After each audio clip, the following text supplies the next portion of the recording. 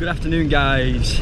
This vlog is going to be me exploring the S21 prison and the killing fields here in Cambodia near Phnom Penh. Now, for many people maybe who watch this vlog, they don't know much about the Cambodian history. Because I'll be quite honest, I never learned about the Cambodian genocide at school. And I was raised in the United Kingdom. I went to school in the United Kingdom and I was never taught about this horrible, brutal genocide that took place in this country. And so before the vlog starts, I'll just give you an overview of what happened here in the 1970s. There was a communist dictator who had a utopian fantasy of making Cambodia like Mao in China. He believed in Maoism, and he wanted to make Cambodia a pure communist utopian state. In the process, he killed anyone in this country he believed to be a threat.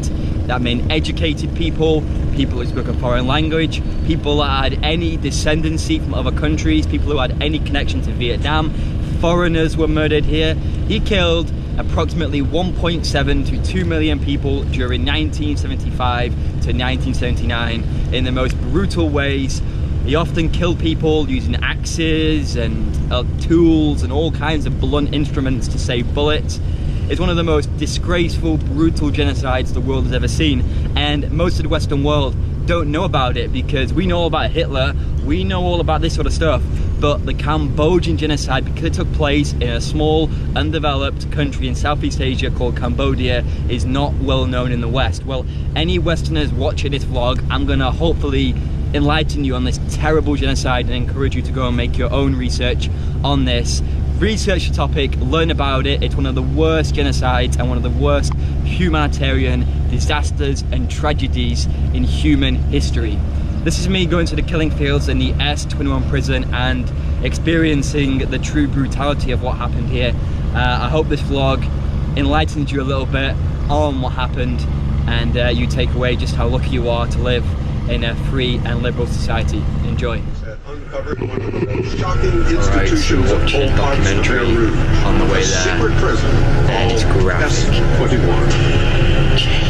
It was literally an extermination facility. It was a secret prison execution center where people were brought for the most bizarre of reasons and forced, beaten, or tortured terribly into confessing to absurd, bizarre crimes, after which they were executed. In a small room of S21, another... Alright guys, as you can see down there, those are graves, people who died here.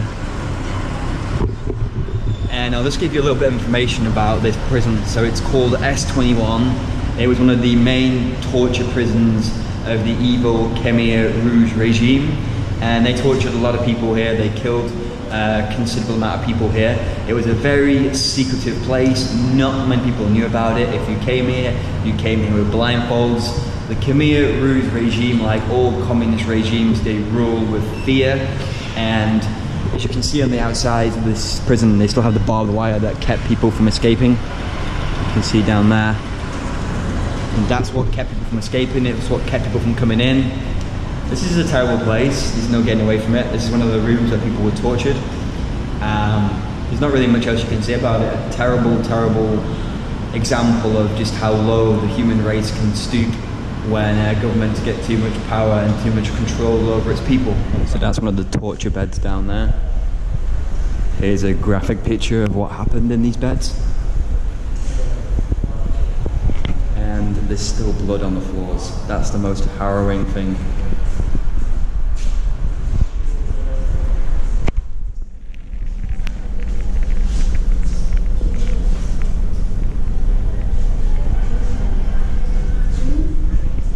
There's some pretty disturbing pictures in there, like really disturbing pictures. And something I didn't know is that actually the Khmer Rouge evil regime actually killed some foreigners too, people that were tourists, backpackers that were here at the time. And the army came into Phnom Penh, they killed them and tortured them too. I wasn't aware of that. I thought it was just Cambodian genocide, but they actually killed a lot of foreigners too. Alright, so I'm just going to walk through these prison cells here. God damn. This is pretty awful. prisoners used to live in here, and they were like chained up and roped up, and just tortured and...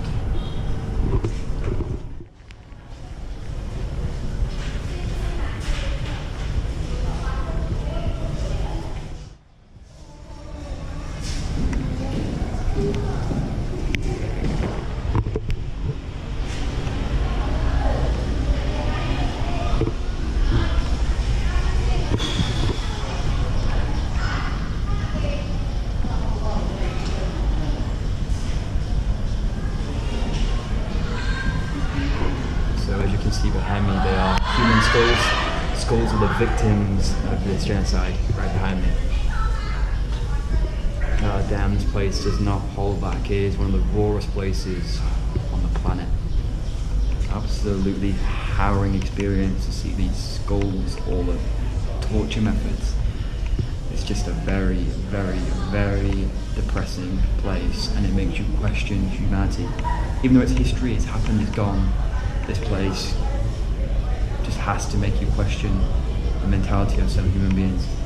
Alright guys, so I've just finished my tour of the S21 prison. It was awful, it was harrowing, it was eye-opening, and it made me very, very grateful and very, very thankful to come from a liberal democracy. This is a terrible place, and there's not really much else to say about it. It's a terrible, terrible place, and I hope that we learn from it. We need to learn. History is our teacher, the best teacher in the world. It teaches us about the atrocities of the past and things that we shouldn't do in the future. And I recommend any Westerner or anybody in the world to come to the S21 prison and see the disgusting atrocities that these people went through thanks to a totalitarian government that really had no idea what it was doing, and they realized that we must never have this again in the world. A truly terrible place. Do I recommend coming here? Absolutely. This is an integral part of Cambodia's history, and to really appreciate the modern day Cambodian economy, you have to come here, because this is an integral part of why Cambodia is what it is today. So we're at the killing fields.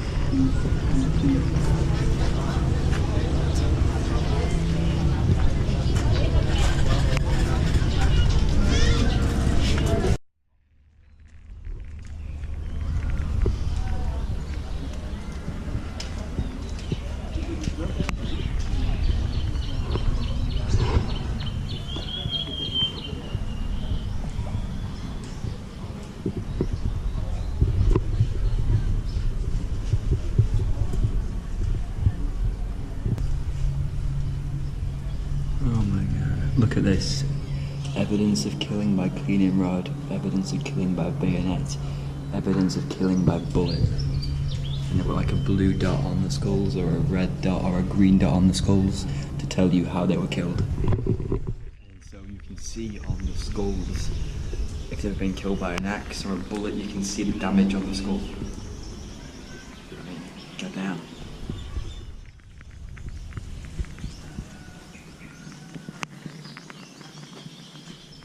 There's a lot of people here, a lot of tourists here, and they've all got very sad faces, and rightly so. You know what's so harrowing about these killing fields is, like I was just saying then, you can still see bones just everywhere. These killing fields are pretty much exactly what they were like 30, 40 years ago. They haven't changed, and that is what's so shocking about this place. There's some chickens down there that were just disturbing me a little bit. Then I don't know what that noise was, rattling noise, but this place is just horrific, and just, you go to certain parts of it, you can see blood, you can see, like I say, bones, and just, yeah. So at these killing fields, which are 15 kilometers outside the capital of Phnom Penh, they estimate around 20,000 people were murdered. Some of those mass graves that I showed you around there was like 500 bodies inside those mass graves. So around about 20,000 people were killed here. Take into account that around about 2 million Cambodians died over the 4-year period. So this isn't, 20,000 is not really a lot of people considering the sheer volume and scale of how many people were killed in Cambodia. But it's still, 20,000 people died in these killing fields. We'll let that sink in just around here. It's still pretty shocking. You see this down here? That's a baby's bone. the bone of a baby, and then you've got some rags and clothes of some of the victims that have come up. Just down there. And there's more bones down here too. Just full of bones all around. That's crazy.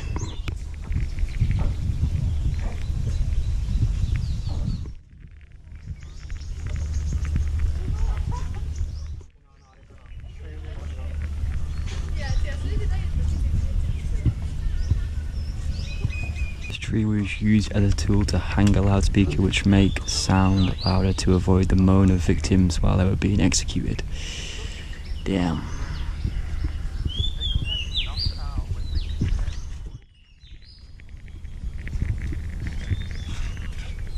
So the tree in which I'm going to show you now is where the Khmer rogue soldiers used to kill babies.